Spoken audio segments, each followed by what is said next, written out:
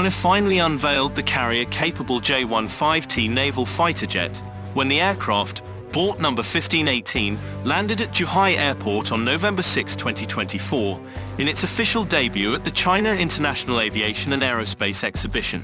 Better known as the Zhuhai Air Show, the event will be held from November 12th to November 17th. Boasting advanced sensors and avionics, domestic Chinese engines and catapult compatibility, the Shenan J-15T will serve on all of China's aircraft carriers. Up to this point, most PL watchers had referred to the new fighter as the J-15B. The label J-15T was generally not favored, as it's used to refer to the earlier prototype for testing, which had catapult launch capabilities but not necessarily the other features now found on the initial production variants, such as new weapons and radars. However, China's CCTV-7 Military, the news channel, on Wednesday the 7th of November, officially named the new fighter as the J-5T, making this name definitive. China has publicly unveiled the J-15T single-seat carrier-based fighter at the Zhuhai Airport for the China International Aviation and Aerospace exhibition, better known as the Zhuhai Air Show. Not too long ago, we covered the surprising appearance of this fighter during the unprecedented Zhou carrier operations in the South China Sea by the PLA, in the appearance of the J-5T, which also happened just one day after the official public debut of the Shenan J-35A, a land-based medium-weight stealth fighter for the PA Air Force. The J-15 is built upon the original J-15, which is a Chinese development of the Russian IS-33 naval flanker with Chinese-made avionics, radar and weapons. Being a flanker, the J-15 is a large fighter with twin engines similar to the land-based J-16 and J-11, which are derived from the Su-27.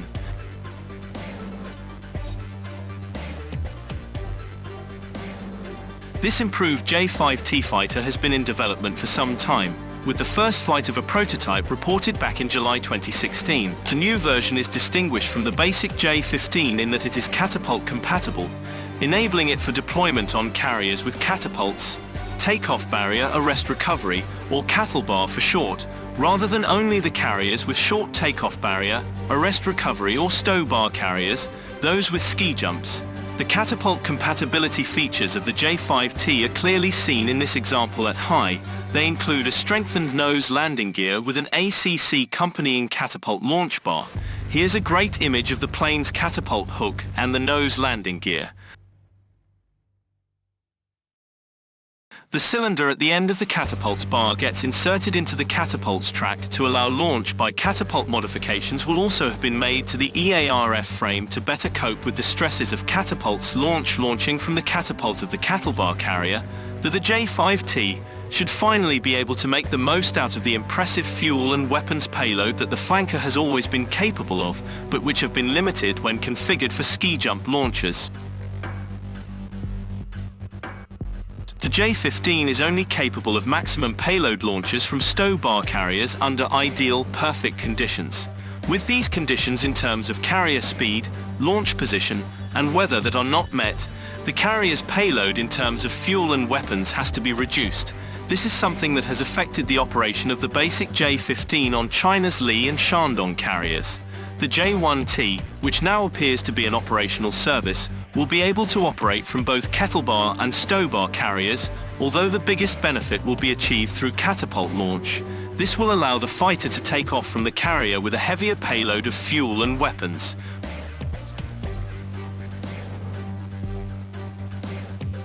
We have definitive confirmation in the Zhuhai example that the J-15T is fitted with the domestically produced WS-10 turbofan engines. It has ditched the Russian AL-31F engines found on most of the basic J-15s. Here we have a close-up of the WS-10 engine. The W10 is believed to be more powerful, offering a greater thrust-to-weight ratio for the J-15T than Russia's AL-31F export engines. The adoption of the WS-10 by the J-15T is something I had asserted in the recent past, and it turns out that I am right. High-end fighter jet engines have been historically something that China's military aerospace industry has struggled to produce.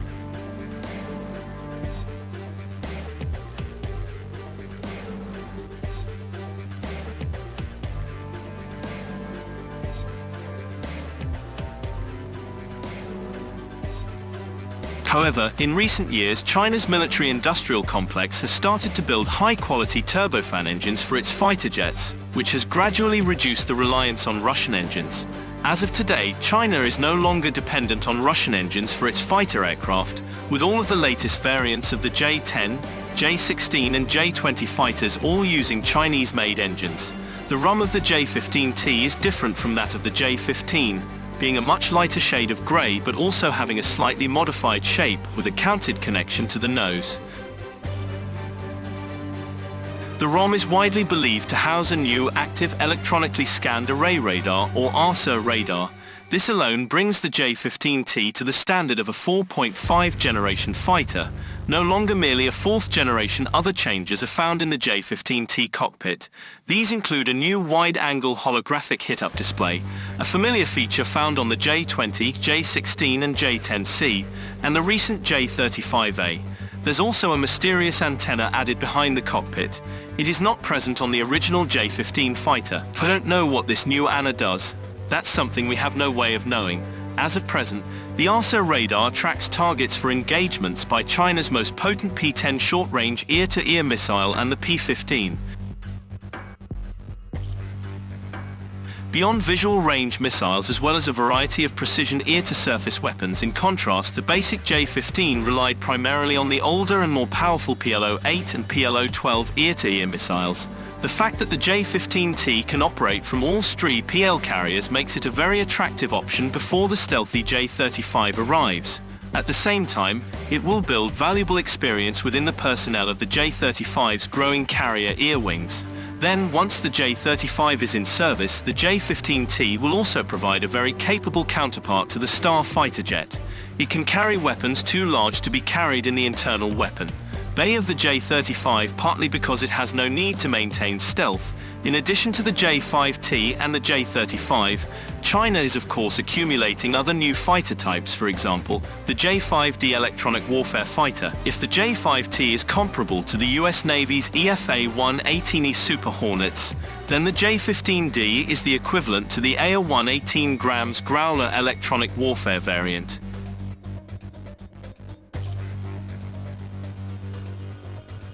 If not better, because it's new. The J-5D has been seen on the deck of the Shandong carrier as it conducted a geo-carrier operation in the South China. No doubt the PA Navy is acquiring more and more J-15DS to deploy on the Ling and the future Fuan carriers, according to a reputable source. Possibly 68 basic J-15s and 16 of the 2C J-15Es have been produced, along with a small handful of J-15D electronic warfare fighters. On top of this, there are at least 14 J-5T fighters operational, and probably more. This is consistent with the J-15T being in a state of low-rate initial production. In total, across all J-15 variant, there's probably around 100 operational EARF frames, with the majority being the basic J-15, although the J-15T variant is increasing in number over time, while the basic variant is staying the same number. Finally, I think it's possible that the J-115T may be able to equip the PLACE-17 extreme long-range ear-to-ear missiles. This has been seen in other aircraft of the flanker family, notably the J-16. To understand the PLACE-17, please watch this video right here. See you next time, okay?